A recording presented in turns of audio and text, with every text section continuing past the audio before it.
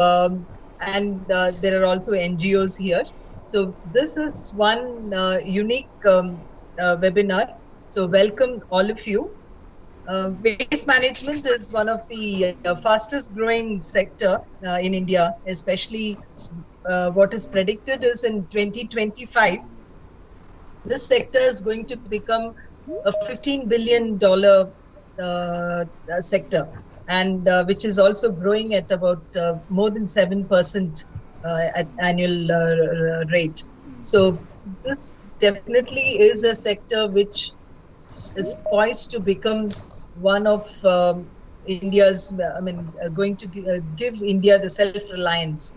So that is the reason why we are all here.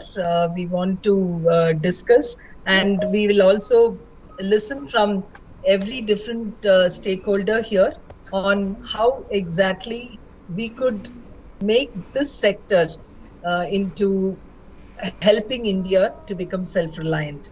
So with that, let me welcome Director of NEERI, Dr. Rakesh Kumar. We have others also from NEERI, Sukhdev Pal and Rima, and all the others from the department, from NEERI's Waste Management Department. Atulji is here. From Vigyan Bharati, we are not going to have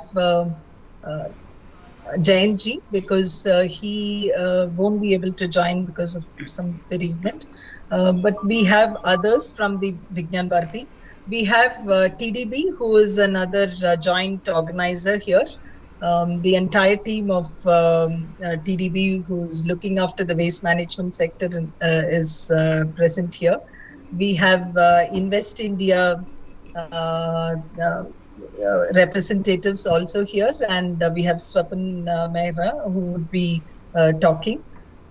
We also have from the finance institutions representatives here, and most importantly, all the industrial associations. We have representatives also who will be speaking during the discussion session. So welcome all of you. May I now, we have Vateji, who's actually representing both IIWM and NEERI. So he is also present here. And we have other council members from IIWM also representing here.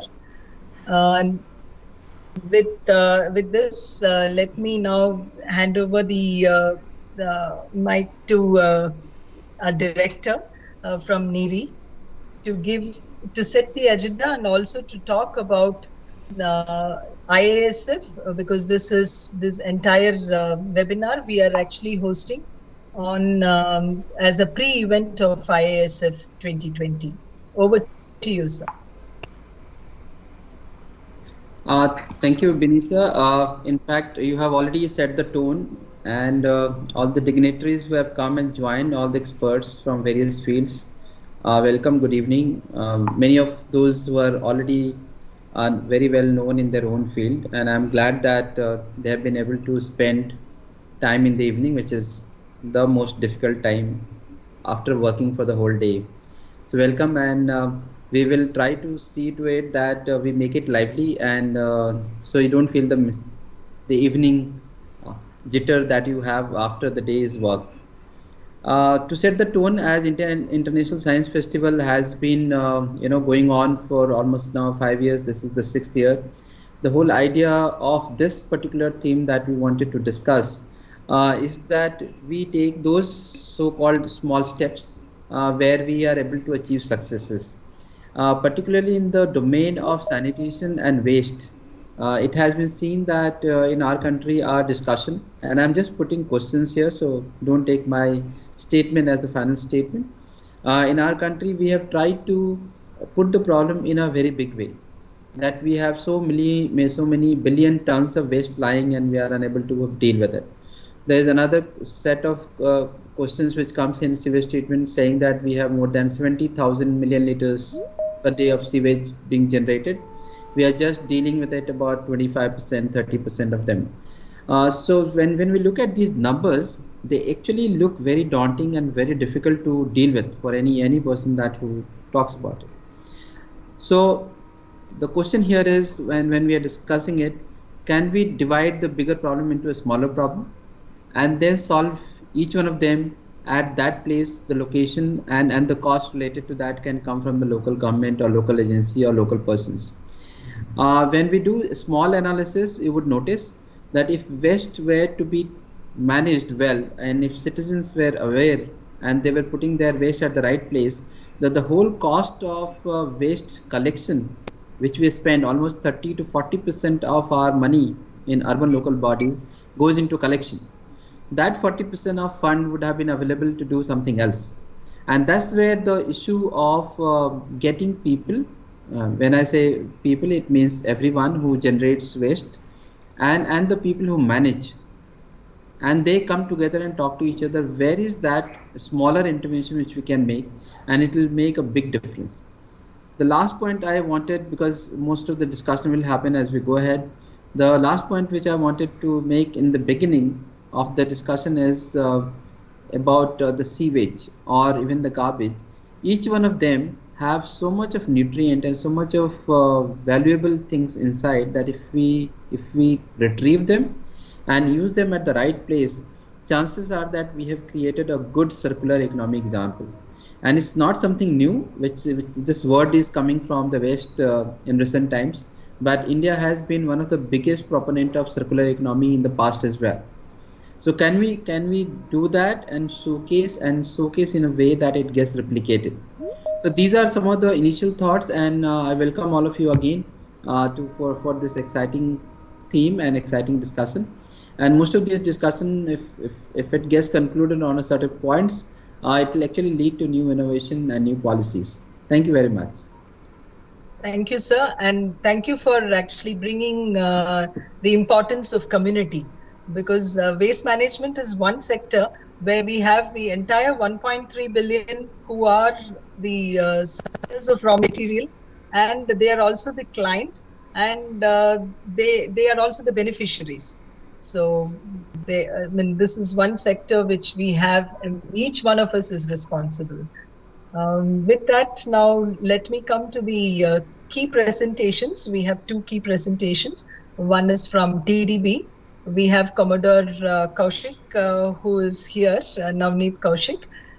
He is the pillar of TDB. So he has been in the policy making and also looking after every aspect of TDB. So over to you. Thank you, ma'am. So, good evening, ladies and gentlemen. At the outset, I would like to thank Dr. Rakesh Kumar, Director NEERI, and Ms. P. Vinisha, Executive Director, International Institute of Waste Management, and Board Member, Technology Development Board, for providing me with an opportunity to present about this unique body of the Government of India, the Technology Development Board, at this event. I would also like to take this opportunity to thank the eminent personalities present here, representatives from the industry associations and venture funds, the impressive audience who have taken out precious time from their busy schedule, and last but not the least, the beating heart of New India, the clan of the risk takers, the entrepreneurs who are present here. As you all might already know, Technology Development Board is a unique statutory body of Government of India with Secretary DST as the chairman of the board. So let me start my presentation. I'll just share it.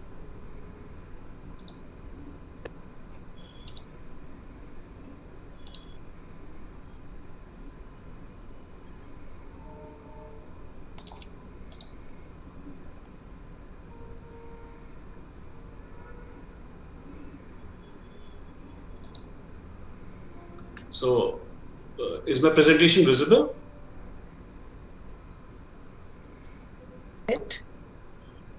Is the presentation visible? No, No, not it. Yeah, it is. It is. Okay. The board was established in 1996 by an act of parliament called the Technology Development Act 1995 to promote development and commercialization of indigenous technology and adaptation of imported technology for wider domestic applications. The board was created with specifically industry in mind. Therefore, along with the members from the Department of Government of India, the board also had private members having experience in technology finance, technology development, banking and finance, industry, agriculture, and rural development. The first board meeting was held on 20th November 1996, and we had eminent personalities in that first board. We had Dr. APJ Kalam, Dr. Ramamurthy, Dr. Mashelkar, Dr. Ganguly in our midst. In the private members, if you see, we have a representation from the industry, which included Dr. Kiran Majumdar Shaw, Dr. Cyrus Poonawala, Dr. Ajay Ranka, Shri S.P. Shukla, Shri Pradeep Goel, and Vinisha ma'am is already there on the board right now. Since then, Dr. APJ Kalam wanted TDB to play a proactive role and identify the areas which will bring perceptible changes so that the society is aware of such changes taken at the initiative of the board. And since then, we have followed his guided path, and TDB has contributed in nearly all fields of technology development. Now I'll come to the mandate of TDB. If I cut it short, since the time is a premium, basically TDB provides financial assistance to industrial concerns and other agencies attempting commercial application of indigenous technologies or adapting imported technologies for wider domestic application. So in a nutshell, we provide financial support to companies, which may be large companies or a startup, for commercialization of indigenized technologies. We do not provide financial support for R&D, but it is only about the commercialization. Now, as far as the funding criteria goes, like I said, any commercial enterprise, which can be a startup, which can be a large business house, anyone can seek TDB's assistance, other than sole entrepreneurs and proprietorship concerns.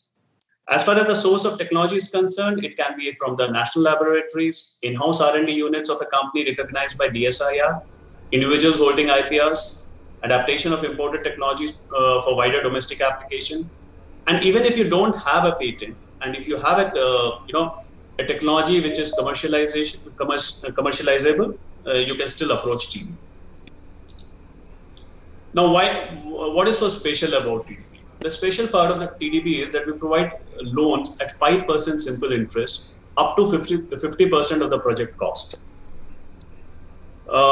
During the project execution period, let's say the project is going to be executed for 2 years or 3 years, we do not seek any returns from the company.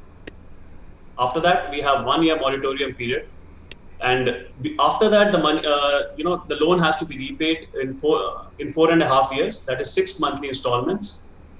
And we also seek royalty at 0.5% of annual sales turnover of the product developed with the board's assistance. And the funds are released in tranches, which are based on the predetermined milestones which are decided with the company, and which are ensured that they have been achieved by a project monitoring committee which comes on site. TDB does not charge any processing fee or burdens the companies in any way, maybe boarding, lodging, transportation, nothing. All is taken care of by the board. The best part is we are open throughout the year. The proposals are submitted, are received online. And I'll cover the process in the next slide. And we have an online submission form, which is available on TDB's website. Once you have filled up the form, and even if you feel you have missed out something, or if you feel that some data is missing or some data is not put up at the right place, your application is not dumped or cancelled. We get back to you. Once you submit a proposal, it is assigned to a project coordinator, who in turn goes through it and sees if some data is missing or some data is required. Now, after that, we have an initial screening committee which goes through the application, where the company is given a chance to present their technology, and this committee has finance members and technical members from the relevant field. So if I'm talking about waste management, we'll have experts from the waste management sector. Once this committee sees the project and decides that it falls into the TDB mandate, we have next project evaluation committee which goes on site, and now we evaluate the project on site, like if you have a site for it, and what are the team, what is the team which the company has. So all those things are taken care of. And once this committee recommends, it goes to the board for approval. And if the project cost which is required, which requires TDB's contribution beyond 10 crores, a third party due diligence is done. After this, a loan agreement is signed in which we have terms and conditions which are decided during the PEC. And in this loan agreement, we also indicate the milestones, which have to be technical and financial milestones, which have to be achieved by the company, which are then monitored and reviewed by the project monitoring committee periodically. Now, on the completion of the project, PMC certifies it that project has been completed, and then moratorium is given for 1 year, and then the repayment starts. Now, the point to be noted here is that projects are always evaluated by independent experts, which are generally scientists or technologists, and we also have the financial experts. It is done at every stage.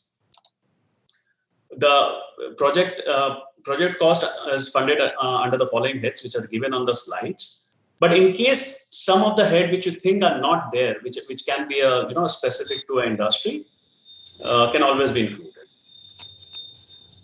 Now, in the last 20 years, TDB has funded more than 300 companies, with TDB contribution around 1,800 crores, and where we have been able to leverage the industry contribution to beyond 5,000 crores.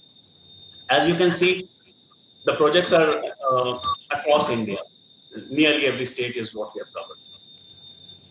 Sector-wise distribution, you see we have a large presence in health and medical, that we also have funded nearly 8 projects in energy and waste sector. And the waste, in the last 2 years, we have funded 4 projects, out of which 2 of them, if you see, Sambhurna Agri and Can Biosis, were basically for the paddy straw, which was a problem. Because of which the pollution was being created in the Delhi rice straw burning. Now, as far as the success stories go, if you can see, over the years, TDB has provided financial support to a mix of private limited companies, ranging from startups at the initial stages to development of these to the developed companies. These companies have since grown into large enterprises of their own accord. As you can see in the biotech sector, TDB has had a huge impact, with TDB being part of the journey of nearly all major biotech companies like Santa Biotech, Bharat Biotech, Ranbaxy, Biocon, Biologically. And some of these companies were supported at the initial stages and were later acquired by larger business houses or companies like India's first electric car, Reba, which was funded by TDB in year 2000, was later acquired by Mahindra. Mrs. Aurora Integrated Systems, which was acquired by Tata. Recently, Mrs. Ampere Vehicles have been acquired by Greaves Corp. Now, with this, I'm finished. In the end, I would just like to reiterate that we look forward to be part of the challenging journey of our young entrepreneurs in realizing their dreams of commercializing innovative and indigenous technologies. May we create numerous trailblazers and unicorns across India for others to follow. Thank you. Thank you, Navneet. In fact, TDB has been an unsung hero, and as you can see, there are several sectors, especially biotech, and now I'm sure you will also create a lot of entrepreneurs in waste management. So with that hope, let's now go to another agency, which is again doing a lot of good work from the government sector. That's the Invest India. We have Mr. Swapan Mehra, who's the Vice President from especially the Waste to Wealth Mission, which is the Office of Principal Scientific Advisor to the Government of India and Invest India. He will be speaking on Invest Scope and GOI schemes in waste management entrepreneurship. Welcome.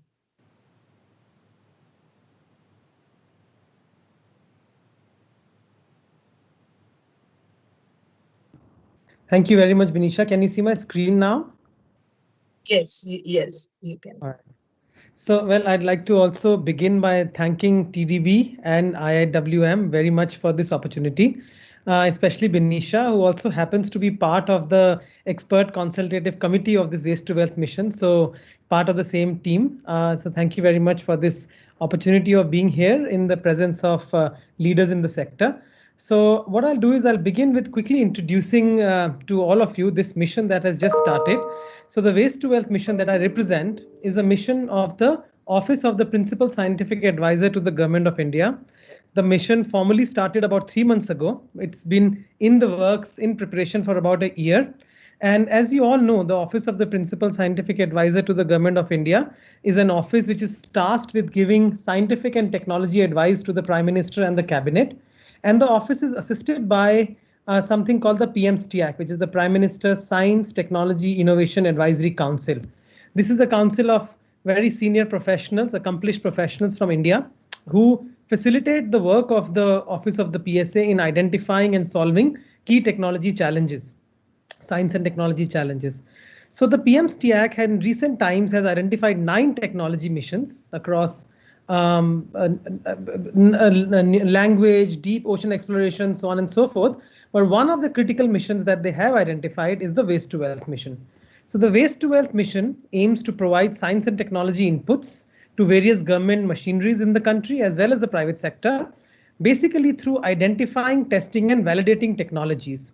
The mission seeks to identify critical waste challenges in the country, seeks to identify pilot opportunities to showcase solutions for those challenges, leverage resources in partnership with various government, non-government entities, and then finally validate these technologies and then showcase them to the wider audience by either onboarding them or GEM or promoting them on state procurement through the various channels that the Office of the PSA has. The Office of the PSA is also advising the Prime Minister's office on a mission called ETG, which seeks to identify how can new technologies be procured by governments. So some of these challenges are available at our disposal.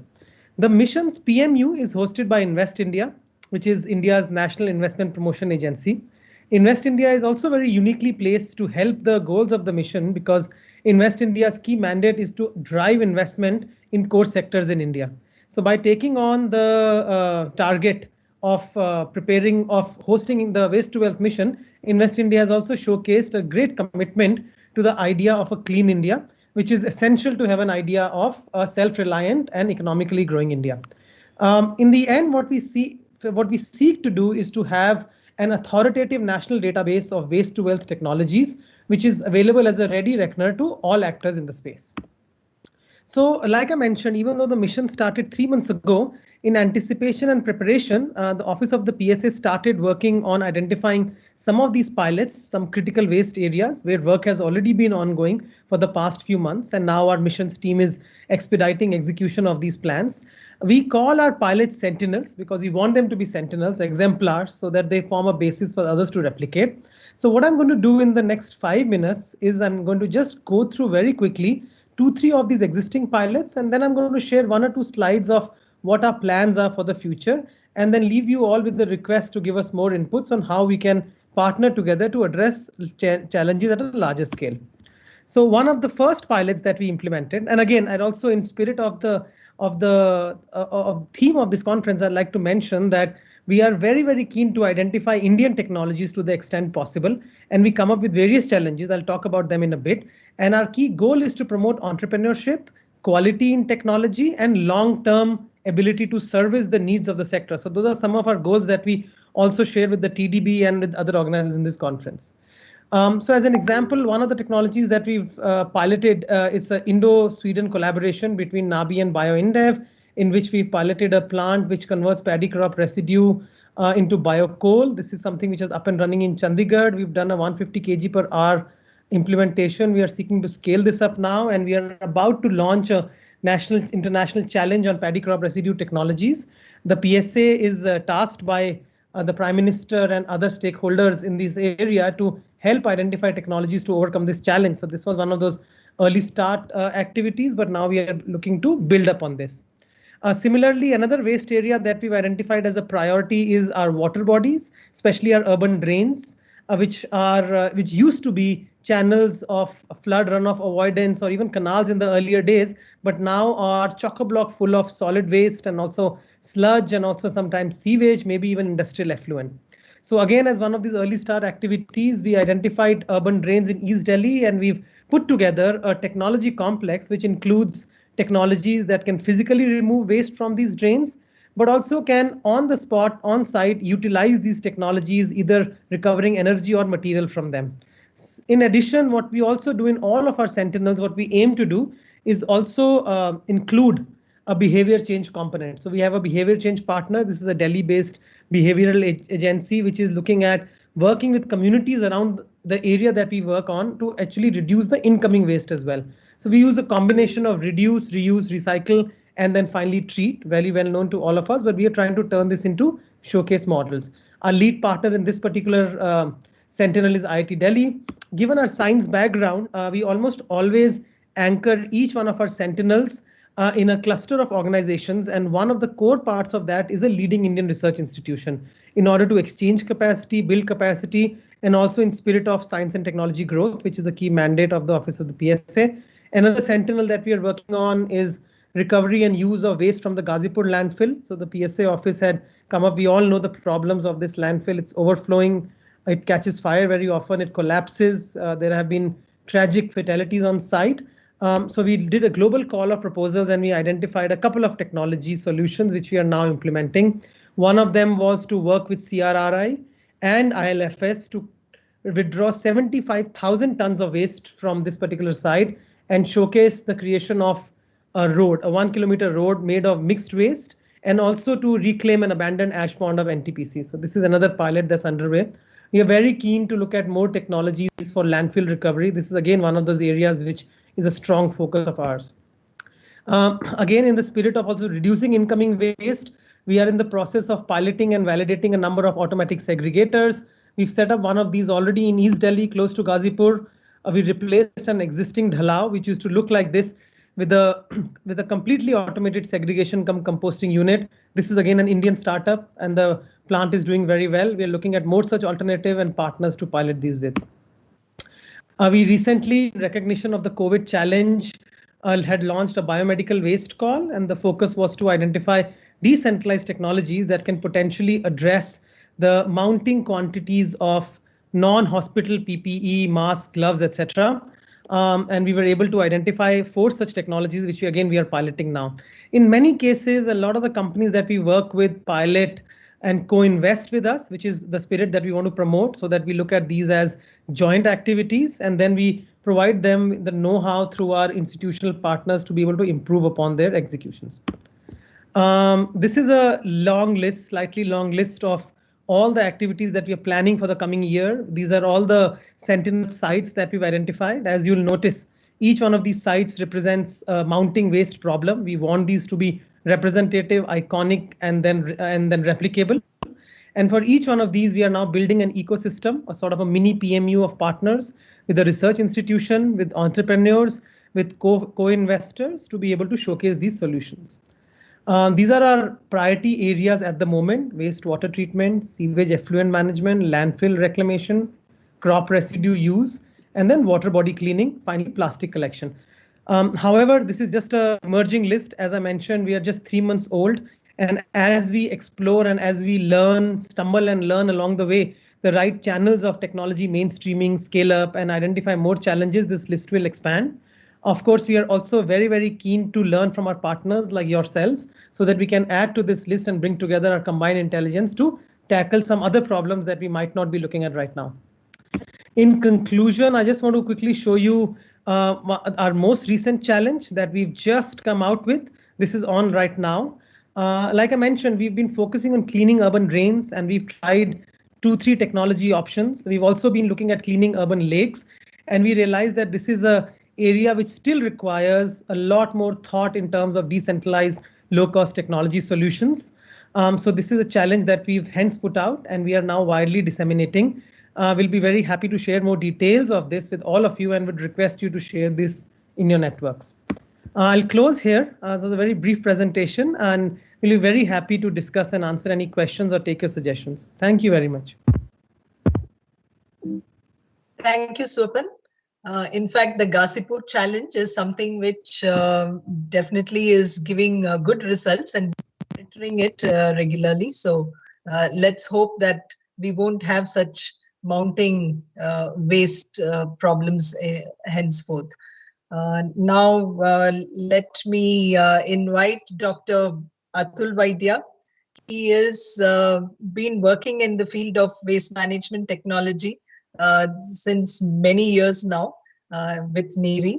In fact, he has very strong opinions on certain ways of selection of technologies in waste management.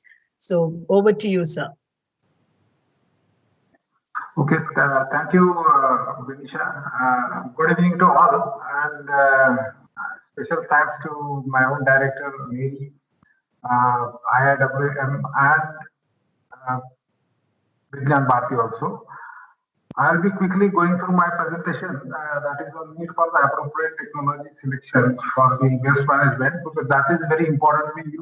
We have many technologies in the fray, and we have to see whether that technology is correct or not from different angles. And I am trying to put the holistic view to look at the technologies. It's a general presentation.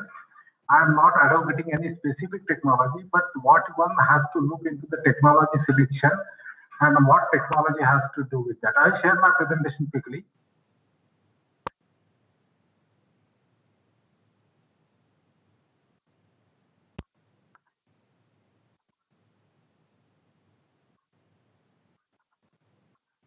Is it okay? Can you see? No, it's not visible. Yeah, now it is. It is visible? Yes, it is. It is visible? It is visible. Okay.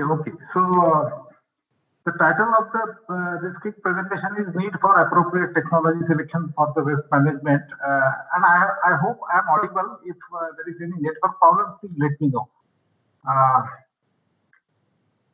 So I will quickly go through the presentation. So my next slide, I'll put it in slideshow so that it is more clear. Now, when we say something as a waste, and it is a general term, so I am repeating it again. Waste is a generic term, and it is related or relative to the process or activity from which it is generated. So it is a source specific and not general. It is not a general waste. So waste of one process can be a raw material for another process as well. So that is the reason why waste should not be called a totally waste. It can be a useful thing. And then when we call waste, we are coming up with different kinds of waste. So suppose I will be specific to solid waste. We have different types of solid waste, like municipal solid waste, construction and demolition waste, electronic waste, plastic waste, hazardous waste, biomedical waste, industrial waste, and so on. And all these waste are basically governed by the management of these waste is governed by the specific rules that have all updated in 2016, and we are in the era of these 2016 rules. And when I say that waste of one process can be another raw material to another process, or maybe useful thing in another process, that means we are into the domain of waste to wealth. But when I say I convert waste into wealth, this is a general sheet I am showing. Waste, if it is to be converted to wealth, you need again some resources. Waste of its own cannot get into the wealth. That is number one. And resources have to be essentially, it can be a material resource or energy resource. And then whatever wealth we generate, so-called wealth of the product from the waste processing, it has to meet the market demands. So finally, it will be real wealth if it is really sellable in the market. Otherwise, it will be another kind of waste. And this processing, waste processing throughout from waste to wealth, including different resources, finally, it should not lead to the residues or emissions, or you can say secondary waste generations, which are again maybe sometimes worse than the original waste. This should not be the case. And therefore, when we look at the technology of waste management, if we look at the holistic from a holistic point of view, from total waste to wealth projects or waste management projects, we have to address all these basic issues. So that is what I wanted to stress through this slide. And unless we really address all these issues, a technology may not be a perfect technology. And I don't say that everything should be ideal in the beginning, but we should have an eye on all these basic things. Suppose we take municipal solid waste, and we have, say, roughly, I will say that it has an organic biodegradable fraction, it has an organic non-biodegradable fraction, and it has an inorganic fraction. So essentially for organic biodegradable fractions, you have biochemical routes available like composting and biomethanation, and also thermal routes, but then there will be certain limitations for the incineration of biodegradable waste and the pyrolysis and gasification. Whereas organic non-biodegradable waste like paper, plastic, or the cotton rags, they are basically more amenable to thermal route rather than biological route. And inorganic essentially has to get into the reuse and recycle. And ultimately, if you can't do anything, and there will be a waste 5% or 10%, where we can't do anything at present circumstances, it should go to sanitary landfill. Now, this is the thing which we have to keep in mind. So, technology selection has to be based on the input which we are using. Now, if you have everything mixed, then each and all these technologies will have definitely limitations, and the wealth issue will be not properly addressed. Now, what we have to look for a technology. So, I'm trying to be generic here. So, a technology for processing of waste, which will have essentially some mechanical works. Without that, you cannot think of any technology. It will have civil works. It will have some process. It will be either automated or different automation levels will be there, and it will need some space. Now, if we are taking this processing technology or selecting a processing technology, I must look into what is my input MSW or what is the input waste. So quantity of waste, quality of the waste, and exposure of the waste. These are the three basic issues which we have to look for selection of the proper technology. And then, what is my output? What is my product type? And the quality of the product. Unless we define and we ensure this, that there is no market for such product. I will come to that point next slide. Then, if I am generating any residue from the waste, these residues, quality of the residue, whether I can treat it or whether I can reuse it, recycle it, it has to be again looked into. And then, because of the regulations, this all waste processing has to satisfy environmental norms. All environmental norms are clearly mentioned in the regulations, and any waste processing technology must conform to these norms for the norms prescribed in the regulation. So what I look for the fitness of the technology, I have to look for the legal framework which is available. I have to look for the policies, because policies will determine certain things which are related to economics of the technology. I have to look for geographic and climatic conditions. And simple terms, technology which is suitable for hilly and cold regions may not be suitable for southern peninsular region of India. So these are the things: geographic and climatic conditions. Social conditions are also going to influence the selection of technology. And the market forces. What is the market? Like for compost, if there is a good market for compost, yes, composting technology will survive. If biogas has a good market, biogas technologies will survive. So we have to look for all these basic 5 aspects which dictate the selection of the technology. And finally, if I am importing, there is no harm or it's not a bad thing to import technologies, but then those technologies are to be modified to suit Indian local scenario or Indian climatic conditions, because there is a drastic difference between the European climate and Indian climate. And most of our waste management technologies are coming from Europe, Japan, or USA mostly. So what we have to essentially look for example, if you take municipal solid waste, I have to look for the moisture in the Indian condition. It is very high as compared to many other Western world. Then organic content, soil inerts are much more in Indian municipal solid waste as compared to other countries. Construction demolition waste present in MSW. And then if I am going for composting technology, I must see whether that compost, whatever I am generating compost, whether it matches the FCO quality or the quality which is mentioned in the regulation. And if I am going for a biogas, whether it is conforming to the quality mentioned in the Indian standards BS. What is the gas quality? Biogas as it is cannot be used for power production. The biogas has to be treated properly for the removal of H2S and CO2, even for pumping it or piping it, or to produce power from it. And this will go on adding the cost to the existing waste processing technology. Similarly, incineration, what is the ash content, what is the char, or what is the quality of the ash which is generated? It has to be sent to hazardous waste management facilities. and what are the emissions from incineration, whether it is dioxin, furan, what is the input, everything has to be looked into when I look for the incineration. Otherwise, I land into the problem, and then economics may not be feasible for if we don't assume property. Similarly, for gasification, what is the gas? Gas quality which is directly produced from the gasification. Unless you get a very pure kind of syngas from the that has no value as such. Otherwise, it will be used as a similarly as fuel. What is the quality of charge? What is the porosity of the charge? Unless we address all these issues for gasification and pyrolysis. So I have mentioned here, you have to look for the odor issues, dioxin issues, temperature, pressure, water, all these aspects which are actually technical aspects, but which are sometimes neglected in the technology selection, and then we land into economic issues for learning the technology. So all these issues are to be addressed properly, and this presentation is for municipal solid waste, but this is applicable to all waste management technology. So that is the way we have to at least this is a generic presentation. What I suggest is that all such aspects are to be looked into for a proper selection of technology if we want to successfully and economically implement the technologies, the waste management technology in the field. Otherwise, as long as the subsidies and the government support is there, technologies are on, and the moment it is removed or it is gone, then the technology no longer can be sustainable. So that is my humble opinion I wanted to express. Thanks for patient listening, and if there are any questions, we can take that on. Thank you. Thank you, sir. We all know that garbage in here is definite, but to avoid the garbage out and make this into a proper product, I'm sure we'll have to look at all these criteria of technology fitness.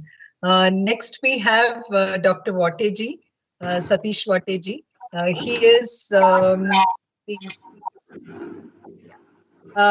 he's the governing council member of IIWM and also the chairman of EAC of Ministry of Environment. And he is also the ex-director of NEERI.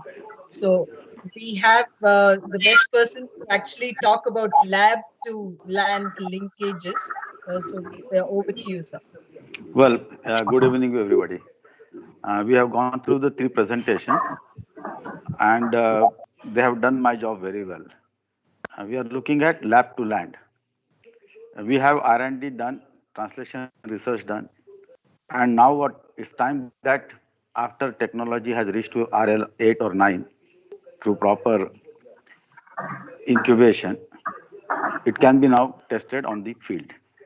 What we are looking at, the application onto the land, and the application has to be for a technology which is already proven, tested, has scalability, has sustainability, has social acceptance, and also has a replicability because it cannot be modeled for one site.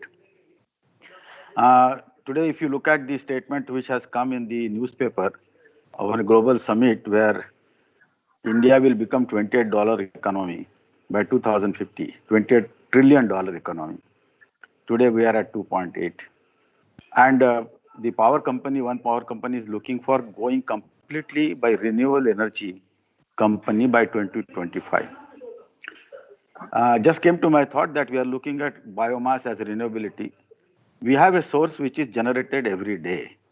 We cannot call it as a renewable resource, but it's a resource which is generated every day and is available as a raw material or as a resource every day for conversion into energy.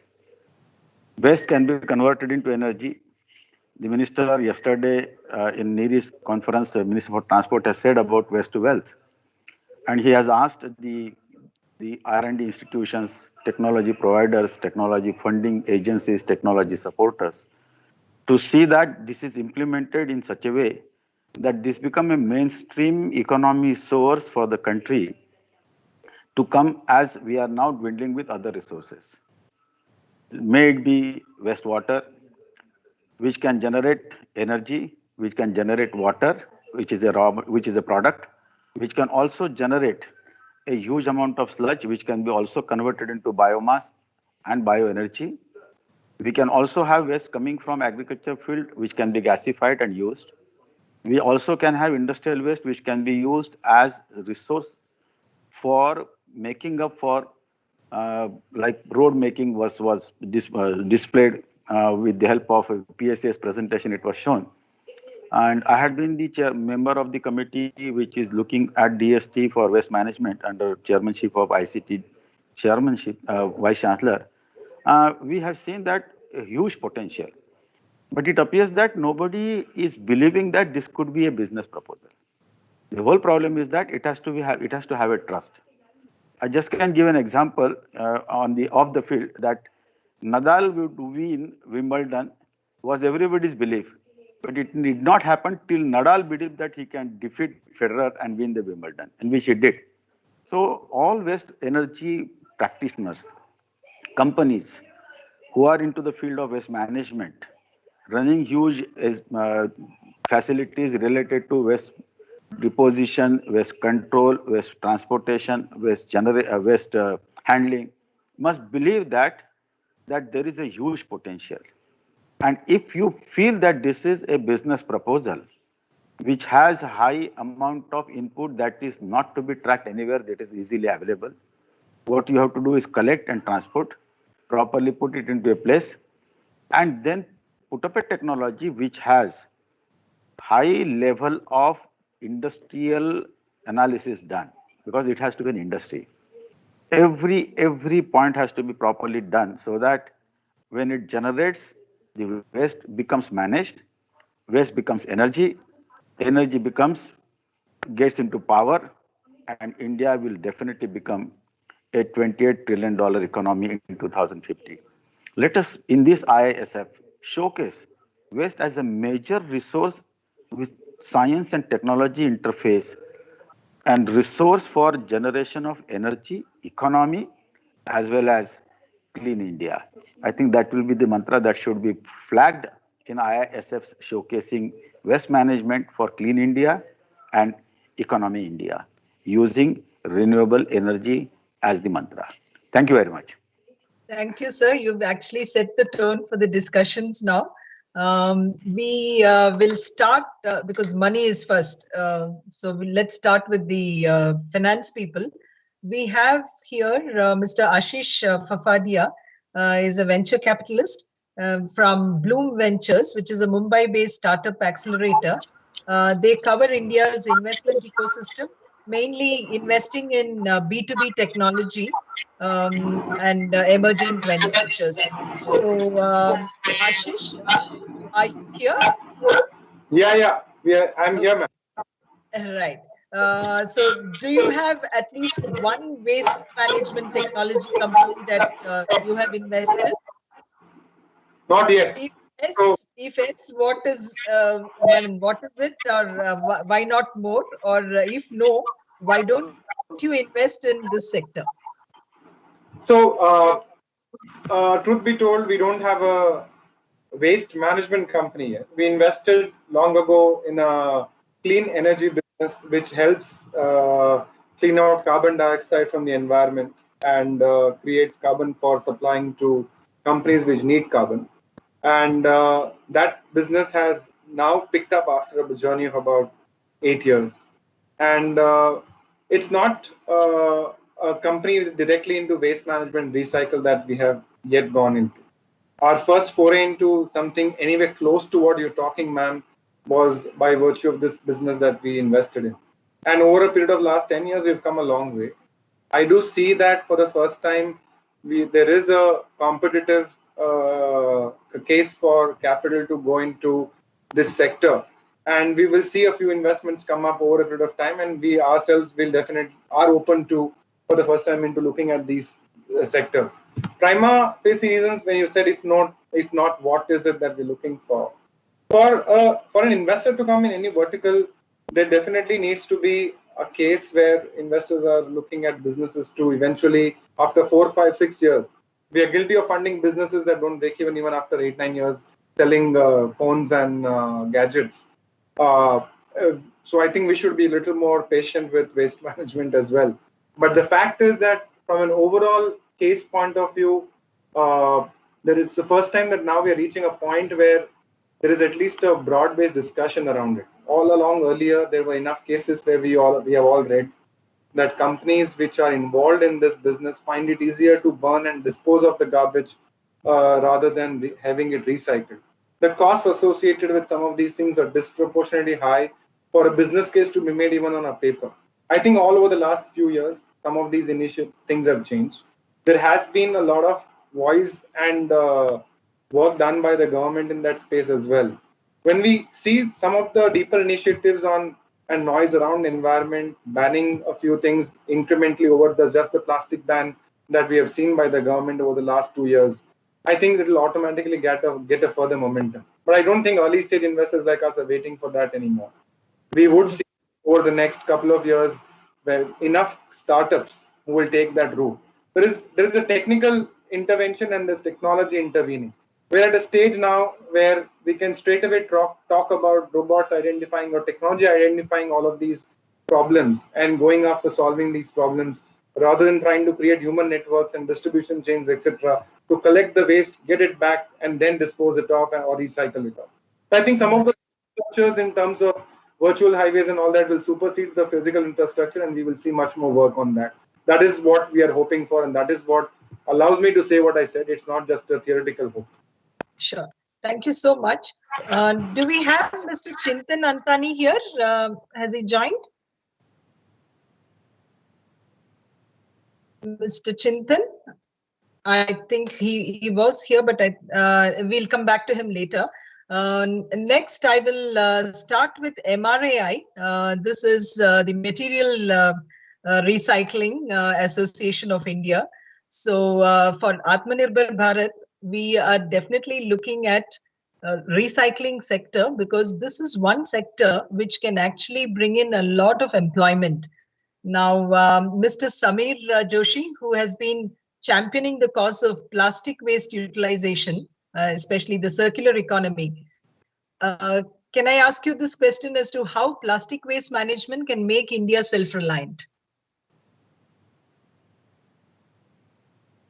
You'll have to unmute.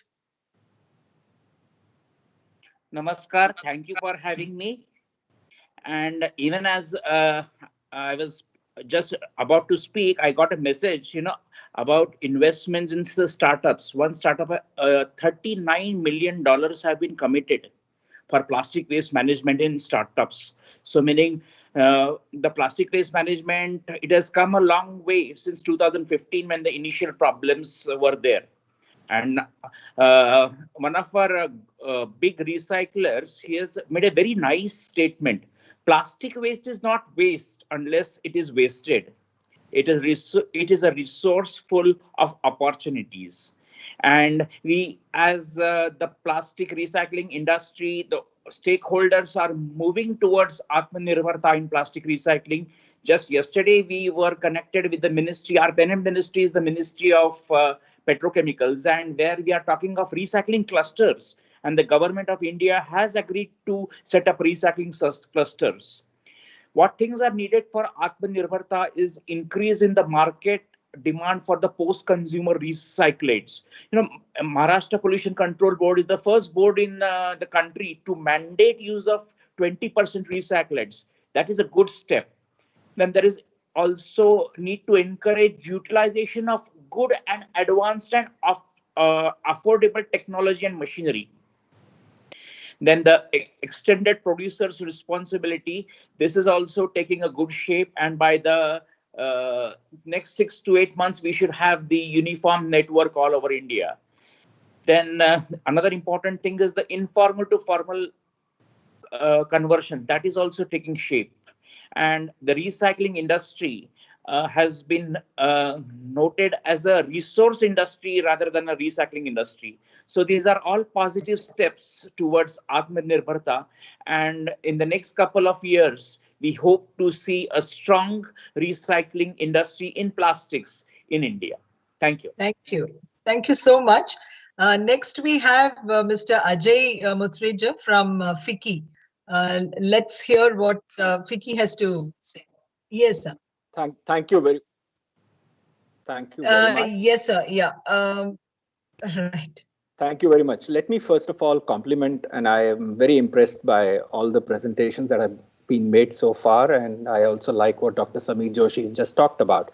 Circular economy is something which has been prevalent, but only at cottage level and in various silos. So first important thing that has to be done is to look at collaborative effort, and that will require combination of awareness and, if possible, public-private partnerships to some extent. Plastic circular economy is the only thing that has a possibility of sustainability on financial basis.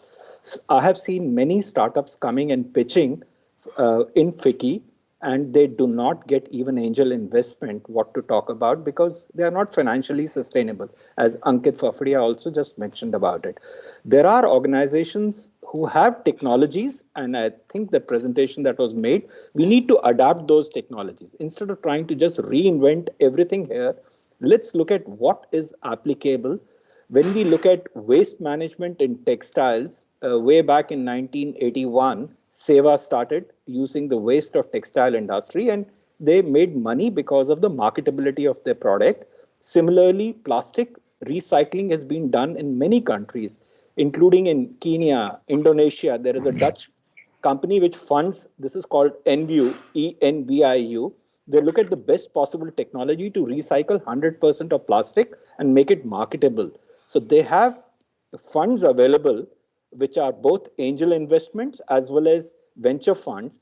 Another way to fund this entire industry is through development impact bond and social impact bond, which are now not just only by organizations like Grameen, but many others. So on behalf of FICCI, I would say that there are enough opportunities to look at waste management, convert it to Atmanirbhar Bharat with some uh, technologies that are available, whether it is for metals, whether it is for plastic, whether it's for MSW that we've been talking about. And I think there is enough money which is going to be available. We need to look at it from the social impact with awareness, some behavioral change, and try and work with collaborative approach, not in silos. It's very interesting to hear industry body talk about behavioral change in the society. Thank you so much. And so Watisar has a comment. So you can unmute yourself. Because see, this is something which we have been discussing for last so many years. But there has to be somewhere beginning has to be made, because TDB did something, CSIR did something, DST had brought in, DST funded a lot of projects, a lot of startups have been. So we funded a project to Ampri up to about 8 crores. But these things must reach the technology users. You see, the whole problem is the gap between R&D, technology developer, and technology user is still big. Technology user are not still confident that they will get any money out of it or not. They are worried about investments, whether it will be return or not, because they have to protect their money. Now we need to see that there has to be some insurance that the government should give, that there could be write off, there could be money that can be uh, written off by the government in case they draw the loan. So there should be some provision, but there has to be some takeaway also. But there are few who are already practicing. Like there are many That's companies in Delhi who are already generating money and already made it as their stronghold. They are the best recyclers, waste handlers, and they are generating a lot of money. yeah. So we need to think somewhere big. And Ajay said there has to be somewhere some relief that they should draw and a confidence level. Like even in the industry, if I have put, I go through many licenses that are available and take the one which I get most confident. And I also tell them to implement and operate it and demonstrate and then go away. So I think there is a time that R&D people should get a directive, a mandate from the government that you do it, practice it, demonstrate it, like biogas plant propagation. KVIC did it, we did it somewhere, but again we set back. Now this is something which you have to see that the failure rate, the dropouts are very high. Of the 10, 15 technologies, one gets into and that only travels halfway. So something International Institute for Waste Management, TDB and others also should look at it. Like today we are looking at remediation of the nalas under Ganga Yes. project. Many people Yeah. came.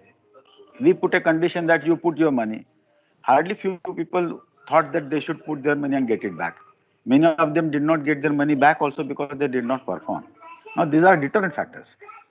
If the waste has to be made as a basic resource to be generating economy and energy, some relief has to come, some concessions have to come, some taxation holidays have to be given, and then only it will become a policy. That's what we discussed as a waste policy when we talked of support from the government has to come. Government will definitely come in, but then we need to be confident to demonstrate that we can do it. I think he flagged a very important point. Somewhere Yes. beginning has to be made, and let us see how it can be done. But we Yeah. can start with at least biosludges where we can generate energy out of it. Industrial Right. waste we have already tried. C&D waste. There are many proposals that we get for C&D waste recycle. Hardly anything get into implementation. See, even use of fly ash into pozzolana cement or into cement took so many years to convince the power plants to sell their waste and the users to use it in the cement. It took a law also. They have to make a law that 35% must be brought into. So a law also has to come that this part of energy will come from the west only, nothing more. Then you will do it. Otherwise, they Yes. will look for a soft option. Today, Sure. ethanol mixing or refineries are coming. Like Sunil was telling, refinery is from petrochemical recyclers. Now refineries are also putting bioethanol refineries, because it is mandatory to have at least 30% ethanol mixed. So law has to come. Let us see STIP policy when it comes, or the science and technology policy, if it brings in. I think there will be a great start to this. Let us hope so. Thank you very much. Yes. Thank you, sir, for flagging the policy issues, which is also going to help. Now we have Laghu Udyog Bharati, which is the backbone of small-scale industries in India. And having worked with them, I have found that especially the Karnataka chapter has been very proactive in this waste management sector. And let's hear from Shrikant Datta. Are you there? Or any other LUB representatives? Yeah. Madam, namaste. Yeah. Good evening. Yeah. Good evening. I am Lakshmi Shah, Joint Secretary of Laghu Udyog Bharati, Karnataka. Actually, Laghu Udyog Bharati has already been told, it is an all India organization for working from the area of micro and small industries. We are present in more than 500 districts with more than 25,000 members. All our members are promoters and owners of the industries, small industries. Actually, we all know this waste management is the business of around $15 to $20 billion in coming years. But not many micro and small industries are venturing into this. There are some issues are pertaining. There are some issues. Unless otherwise, these micro and small industries venture into this waste management, will not be able to achieve our self-reliant India, or will not be able to make this $5 trillion or $28 trillion economy. Some of the basic issues what we observe is non-availability of low-cost technology and know-how to segregate, transport, handle, storage, process the waste. This is one of the major things affecting, which makes this new entrepreneurs to come into this particular aspect. Second thing is availability of land. Normally, we are manufacturing, we are industries. For this particular thing, we require slightly larger land. With the present land cost, our people are not hesitant to put into this aspect. Though government supports, but it's not to the extent of what industry hoping for. And thirdly, one of the biggest issue is the lack of collection and segregation of waste at the source, which affects creation of compact units. So most of the units what we have this processing all in a bigger nature. We need to have this in mohalla wise or locality wise or in industrial township wise, where we can have small waste what we can generate, we connect it. We can recycle in the then and there itself. Thereby, investment will be reduced and more. We'll be able to generate more resource from this is more resource from this waste. And second, one more observation what we have is non-cooperation from residents and inhabitants near the processing units. This is partly because of the poor technology or because of some local issues. Because of this issue, some of the entrepreneurs are a new industry, they hesitate to come into this aspect. And second, one more aspect is delay in some issues, delay in environmental issues will stack up. We don't want, nobody wants to put in themselves into these issues because most of the micro and small industries are one man or a small partnership firms. They doesn't want to put into this aspects. And lastly, then the marketing. Then what we are going to do after this processing the waste? How are we going to market it? What will be the pricing aspect? How are we going to collect this one? This is one of the issues. There also our people are hesitant to put it. If you have, because since this particular forum webinar is participating from all these stakeholders, I think if we can able to solve some of these issues, more and more number of this new entrepreneurs are industry, small units will venture into this. Thereby, we will able to meet this self-reliant in India in this. This is one of our viewpoints. Yeah, I think decentralization approach definitely will help all the small scale industries. Now, may I request Mr. Ranjit Mehta from PhD CCI to give your views? Mr. Mehta? Okay, I think he must have just left. Mr. Mehta is not there, so we would next go to ASSOCHAM, Mr. Sandeep Naran. Namaskar. Namaste. Yeah, so in fact, ASSOCHAM has a complete vertical on environmental council. So I think you. Thank you for this opportunity. Thank you for this opportunity. And this is centenary year of the ASSOCHAM, and Honorable Prime Minister was there for our annual function earlier this year in the month of February. And he talked about the vision of Green Bharat. I know we are running short of time, so I will finish in 60 seconds. And we talked about few issues, and I will take the words Rakesh sir talked about fragmentation of bigger issues into the smaller issues. And Binisha ji talked about importance of communities and pilot sentinels. We learned about this. Now, how much importance industry places to waste? I will talk about the construction sector. Only we talk about construction and demolition waste, and these talks happen. And now I will flag an issue here. Now, Jewar Airport is coming up. I believe it's more than 500 acres of the land that will go in the phase 1. 3 years of construction time. They say it will be ready by 2023. Over these 3 years, what will happen to the organic waste during construction phase? It's a huge quantity. Many workers will be working there. Biodegradable waste will generate. Why not? What waste management principles or technologies that will be coming at the end of the project for the end user phase? Why not put them right in the first 3 months and showcase it as a project sentinel? Now, this is sustainable built environment excellence that we talk about and how to go about it. The second point is capacity building. We heard few words over here, and at CGM we are doing it at even the universities level, students level. And as Rakesh ji talked about bigger issues and smaller issues, how many students are there in India? 15 lakh engineers take admission into the college every year. Out of them, 8 lakh engineers go into the sustainable built environment field in various areas of construction.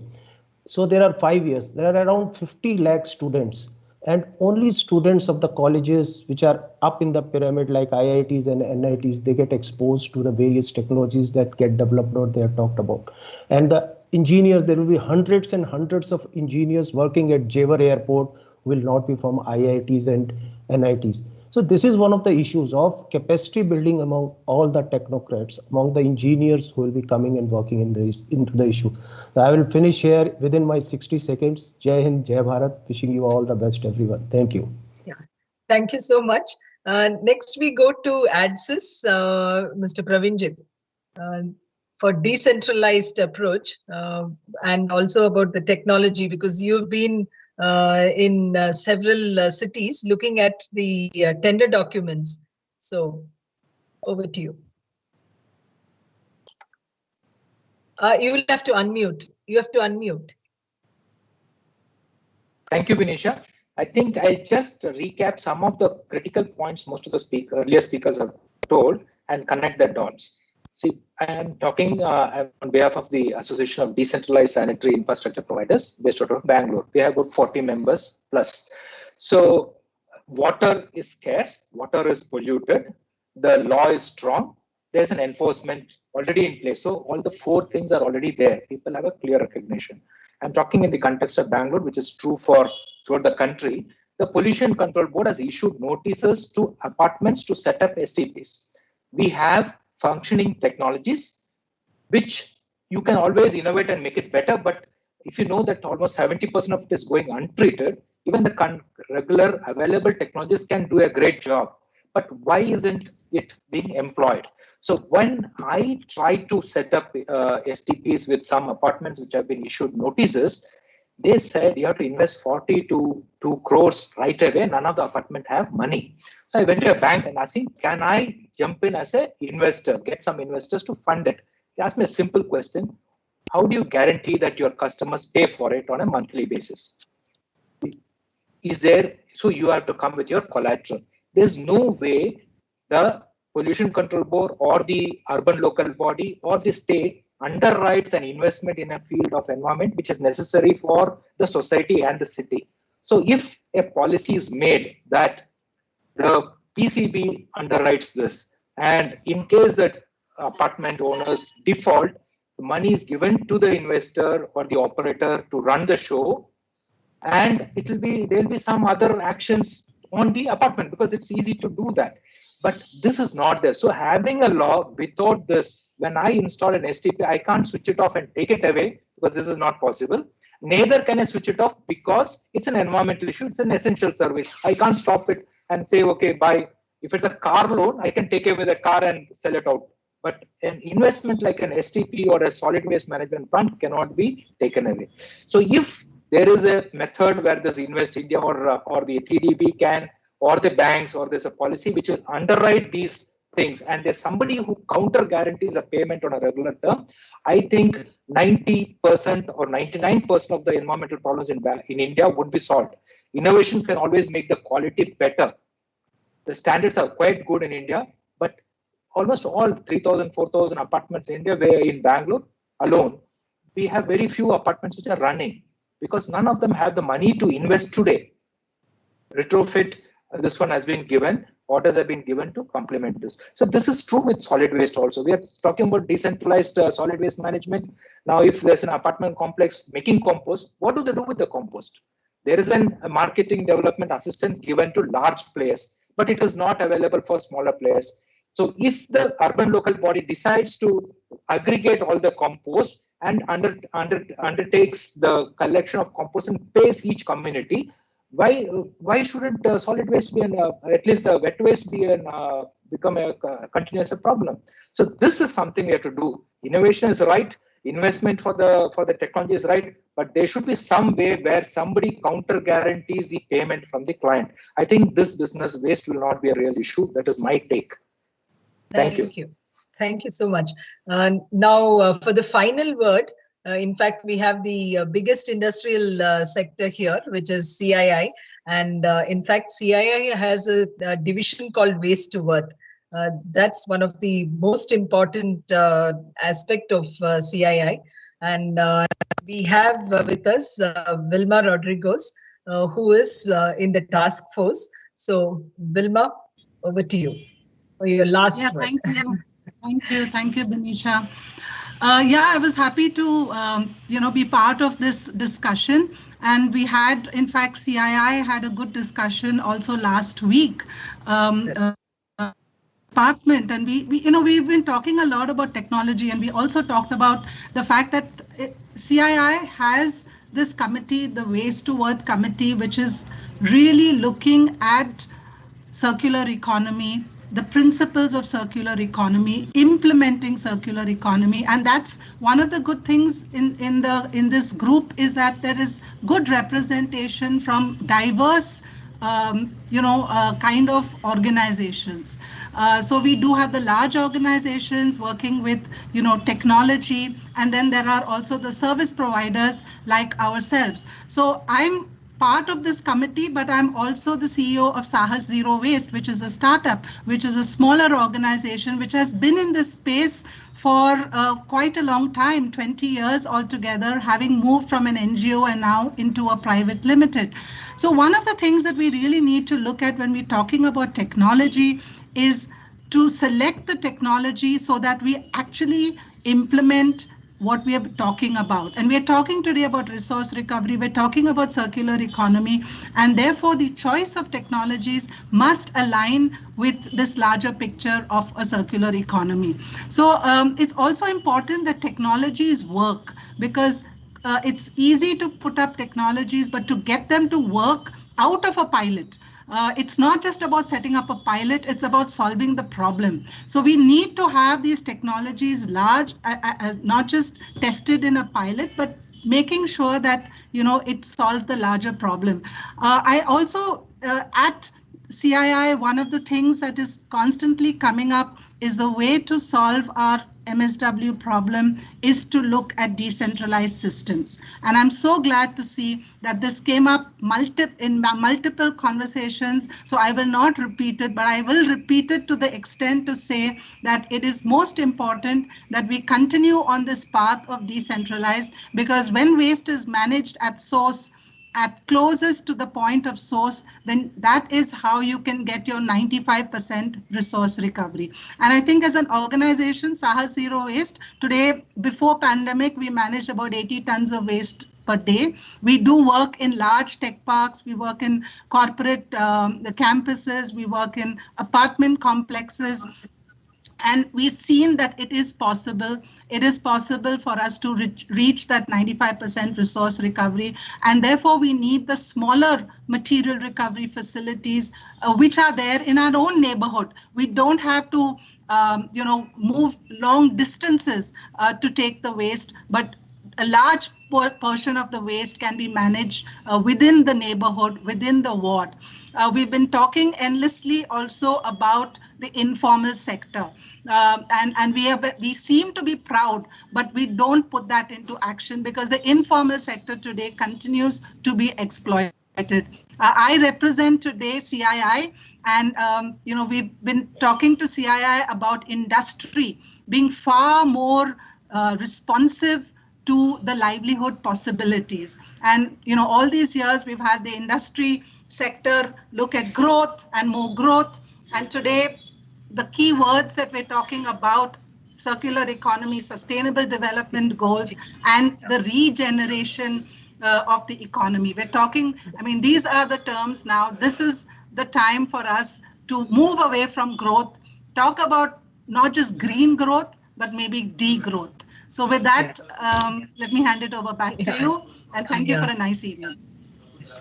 Thank you, Wilma, and I'm glad that you brought out the informal sector angle also, because that was one thing which was missing from what everybody mentioned. Thank you so much. Now, I think we have overshot the time by 7:25 now.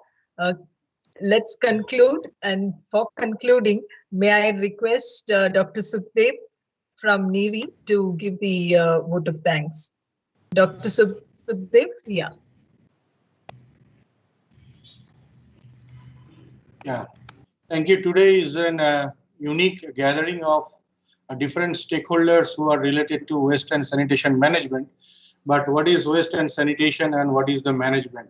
If we think of any creative thing, starting from the Taj Mahal to the painting of Mona Lisa, we never thought of that there could be so much of unwanted thing that we do not want to see behind those beautiful creations. But in those times, somehow people had managed those waste, so-called waste, which is the unwanted part of those creations, by simply disposing them off in a particular place. Okay, but now in today's era, when with the technological advancement, the urbanization and rapid urbanization, the cities are expanding, and there is no actually space for horizontal growth.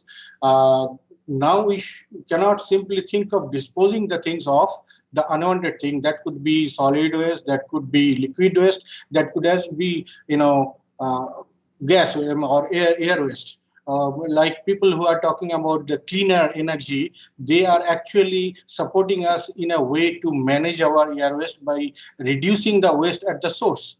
So I must thank IISF for including this unique event in this festival, Western Sanitation Management. And I must thank the Technology Development Board of India for handholding with us for arranging this pre-event of the IISF.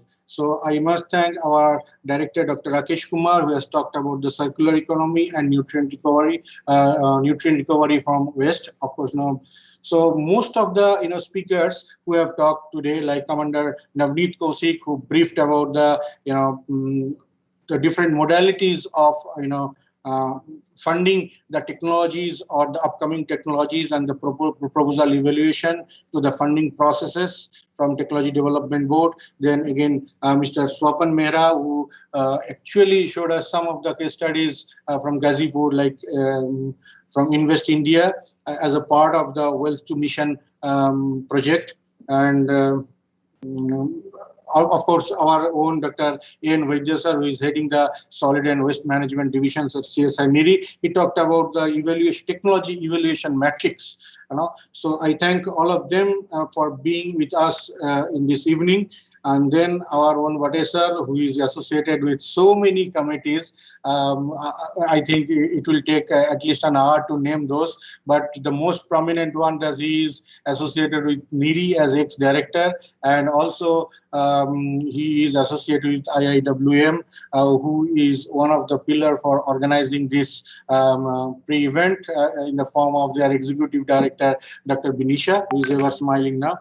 And of course, there is other speakers, distinguished speakers from different industry associations, like and also from industries, Mr. Ashish Fafadia, then MRAI representative, Dr. Samir Joshi, then Ajay Muttaraji from FICCI, then Laghu Udyog Bharati from Karnataka, and PhD CCI, who couldn't attend, Mr. Rajneet Mehta, and Mr. Sandeep Narang from ASOCHEM, who actually highlighted the importance of our engineering students to get exposed to different technologies that are available. Only the topmost quality, colleges or institutes, educational institutes in India are having that kind of facilities, so our engineering students can actually come to know what are the different technologies available, not only to manage waste, but to also make wealth out of the waste. So that is very important, and one of the themes of this waste and sanitation management would not only be to make money out of waste or the manage waste, but also to educate our younger generation who will be involved in this activity. They are the ground force. They should be educated with all these things. So we'll be handholding with the ICTE to reach the engineering colleges and students in our next pre-event, hopefully on 14th. So you all are again, invited to join them, join that pre-event. And I also thank Mr. Praveenjit from Addis, and again, Madam Wilma Rodriguez, who actually talked about very important thing. It is not only green growth, it is time for us to learn degrowth as well, because all growth is associated with the first generation. So we must know how to learn and unlearn, and degrowth and degrowth. So once again, thank you all for attending this. And there are some people who are who always remain behind the screen, but without their association and active cooperation, it wouldn't have been possible to arrange this. Like I'd like to thank Dr. Hima Viswas Mandal, who is the principal scientist in NEERI, and Dr. Ashish Sharma, who is he is also a principal scientist in NEERI, but he is our IT man. Without his support, it wouldn't have been possible to live telecast this in the YouTube and Facebook. So he is very busy in spite of exposing so many of our colleagues in COVID-19. He is still working hard. And last but not the least, our students who are working at the back. They are recording these, they are taking notes and everything, so many things. So I also thank them. And thank you one and all. And it's really been a pleasure to be with you and have a fantastic evening. Thank you very much. Thank you so much, Thank Dr. you very Subdev. much. Yeah. Thank you very much. May I request all the industry people to actually log into IASF website and register yourself. In fact, some good case studies can actually be showcased in our session on waste and sanitation. So request the industry representatives here to send us short videos of 3 minutes so that we could choose the best among them and then showcase it in IASF. So thank you very much. Can I have 1 minute, ma'am? I'm yes. Harjan Das.